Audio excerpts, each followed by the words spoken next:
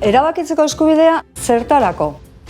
Herri eta nazio bezala etorkizuna irabazteko eta euskal herritarren bizi baldintzak hobetzeko. Euskal nazioa eraikitzea eguneroko lantzat jo du EAJ-PNVk. Bere helburua beti gogoan edukiz eta bidean lorpenak finkatuz. Euskadiren egungo erakunde eredua eta autogobernua ez datoz hutsetik. Egin dezagun bada historia pixka bat. Frantziako iraultzaren ideiak nagusitu ziren eta Espainian eragin handia izan zuten. Gure herriari aurrena iparraldean eta ondoren baita hegoaldean ere berezko legeekiko arrotzak ziren sistema konstituzionalak inposatuz. Egoera horren aurrean Sabino Arana altxatu egin zen. Euskal nazioa aldarrikatu eta euskal estatu bat eskatu zuen. Eta bide batez, EAJ-PNV sortu zuen. Bigarren Errepublika ezarri eta handik bi egunera, Euskal Udalen biltzarra deitu zuten Gernikan. Euskal Errepublika eta autodeterminazio eskubidea aldarrikatuz. Gerra ondoren berriz, Agirre lehendakariak hau esan zuen. Kontzientzia politikoa duen herriak bere ahots propio eta bereziarekin egon behar du Europan.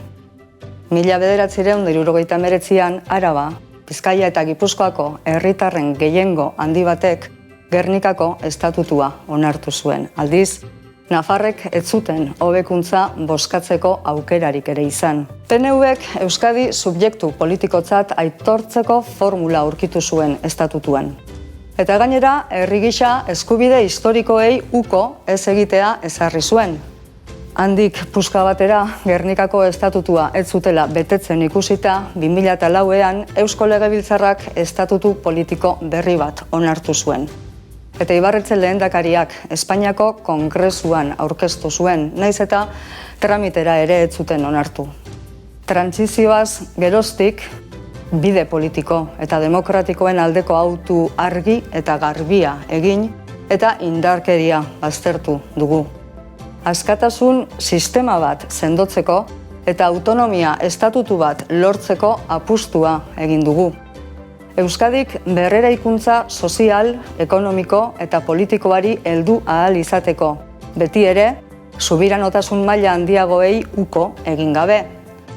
Orain, 21. mendean erronka berriak dauzkagu eta kontuan izan behar ditugu egitasmo politikoaren oinarriak. Bat, Euskal Herriak autodeterminaziorako eskubidea du. Bide demokratikoak aurkitu behar ditugu Euskal Herritarren gehiengoaren borondatea, zilegitasunez adierazia, ordenamendu juridikoan ager dadin. Bigarrena, giza eskubide individual eta kolektiboak defendituko dituen Europaren aldeko apustua egiten dugu. Bide batez, argitasun zuzentarau baten alde egiten dugu, etorkizuneko estatus politikoaz galdetu ahal izateko. Eta 3, estatus berria lortu, oinarri hauen gainean. Euskal Herriaren nortasuna eta nazio izaera aitortzea. Bere erabakitzeko eskubidea erakundetzea. Iparraldearekin eta Nafarroarekin loturak zabaldu eta harreman politiko instituzionalak arautzea. Estatu espainiarrarekin izaera konfederala izango duen harremana ezartzea, gure gain hartzea Euskal Herritarren eskubide politiko, ekonomiko, sozial, linguistiko eta kulturalak bermatzeko beharrezkoak diren eskumen guztiak, alegia, erabateko autogobernua lortzea. Beraz, erronka berriak dauzkagu. Orain artean eraikitakoa defendatuz, nazio helburuak lortzeko herri erabakietan asmatu egin behar dugu.